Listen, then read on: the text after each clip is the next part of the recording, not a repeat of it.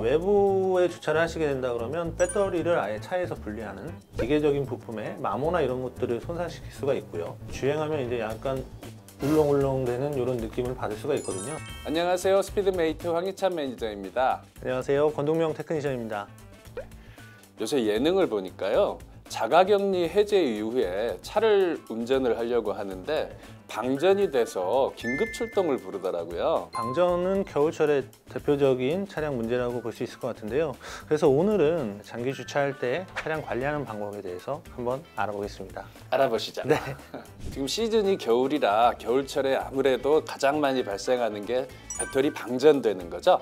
배터리 같은 경우에 장기 주차를 하게 되면 그 자체적으로 소모되는 대기 전류라던가 아니면 우리가 지금 사용하고 있는 블랙박스로 인한 배터리 성능 저하 등이 제일 크게 발생될 수 있거든요. 외부에 주차를 하시게 된다 그러면 배터리를 아예 차에서 분리하는, 아니면 이제 배터리를 좀 보호하기 위해서 보온재라든가 이런 것들을 사용해서 배터리를 보호하는 것도 하나의 방법일 것 같습니다.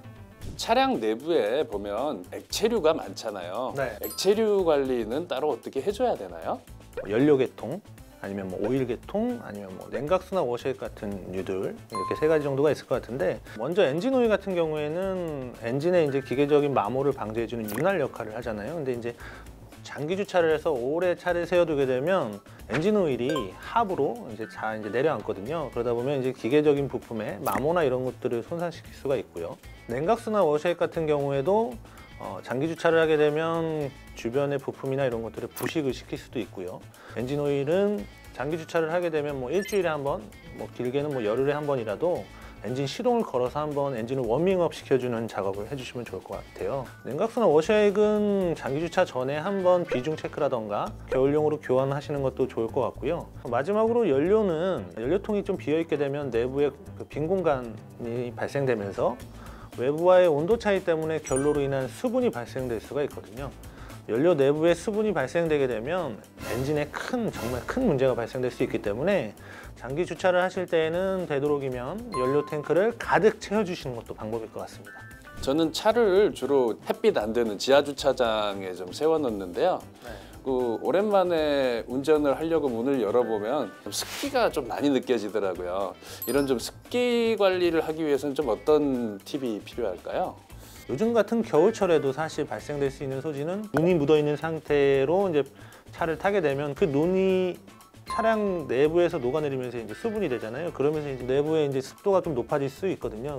장기 주차를 하셨더라도 햇빛을 쐬어준다거나 차량 창문을 열어서 좀 환기를 시켜주신다거나 이런 것들을 좀 해주시면 좋을 것 같고요. 주차를 오래 해놓고 나면은 타이어가 찌그러져 있기도 하잖아요. 네, 맞습니다. 지면과 만나는 부분에 타이어가 이렇게 찌그러져 있잖아요. 그 상태로 변형이 돼버리거든요. 주행하면 이제 약간 울렁울렁 되는 이런 느낌을 받을 수가 있거든요. 장기 주차 전에 타이어 공기압을 규정 공기압보다 조금 과하게 주입, 예를 들어 뭐 한 40 정도로 이제 좀 높여서 주입을 해놓는다거나.